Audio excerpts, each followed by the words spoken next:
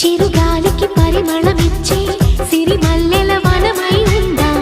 గగనాన్ని నేలను కలిపే హరివిల్లుల వంతెన అవుదాం. ఆనందం అంటే అర్థం మనమందా, ప్రతి పూట పాటై సాగే హుషారు సరిగమలో. ఎన్నో ఎన్నో రాగాలుండే సంగీతం కాదా చల్లకి నవ్వుల కేరింత.